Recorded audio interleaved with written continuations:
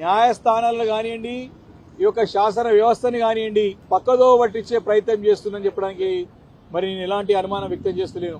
మరి వారు మొదటి నుంచి కూడా ముఖ్యమంత్రి రేవంత్ రెడ్డి గారిని నమ్ముకొని పోయినారు. వీరందరూ కూడా ఆ రోజే చెప్పినాం, ముఖ్యమంత్రి రేవంత్ రెడ్డి గారిని నమ్ముకొని పోతే కుక్కతోక పెట్టుకుని గోదావరి ఈదినట్టు అని చెప్పి స్పష్టంగా చెప్పినాం. కోర్టుల అసెంబ్లీ సాక్షిగా అసెంబ్లీలో కూడా రేవంత్ రెడ్డి గారు మాట్లాడుతూ ఏ రకంగా డిస్క్వాలిఫై అయితే ఏ రకంగా ఉప ఎన్నికలు వస్తాయని చెప్పేసి మాట్లాడడం జరిగింది.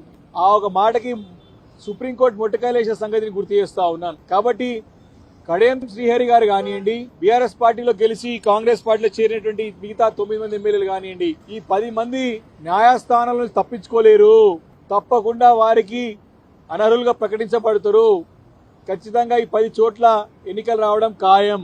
కేవలం కాలయాపన చేయడానికే స్పీకర్ గారి పైన ఒత్తిడి తెచ్చి తన నిర్ణయాన్ని ప్రకటించకుండా కాలయాపన చేసే ప్రయత్నం ముఖ్యమంత్రి రేవంత్ రెడ్డి గారు చేస్తుండడానికి మరి ఈ తాత్సర్యమే ఈ యొక్క డిలే ప్రాసెస్ అని స్పష్టంగా అర్థమవుతా ఉన్నది.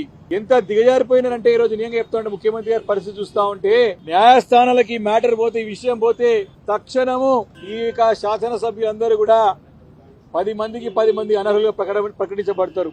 కడియం శ్రీహరి గారు అయితే మొదటి వరుసలో ఉంటారు. మరి దాన్ని కాలయాపన చేయడానికి వారు దీన్ని పోస్ట్పోన్ చేసుకుంటూ డిలే ప్రాసెస్ చేసుకుంటూ దూరం వచ్చిన తర్వాత మిగతా 8 మంది ఎమ్మెల్యేలకు సంబంధించిన తీర్పుని కూడా ఇప్పటి వరకు కూడా స్పీకర్ గారి కార్యాలయం నుంచి మరి యొక్క సర్టిఫైడ్ కాపీస్ తీర్పుని మరి స్పీకర్ గారు ఇచ్చినారో ట్రిబ్యునల్ చైర్మన్ ఒక హోదాలో ఇప్పటి వరకు కూడా మరి ఆ కాపీలని మాకు అందియలేదు.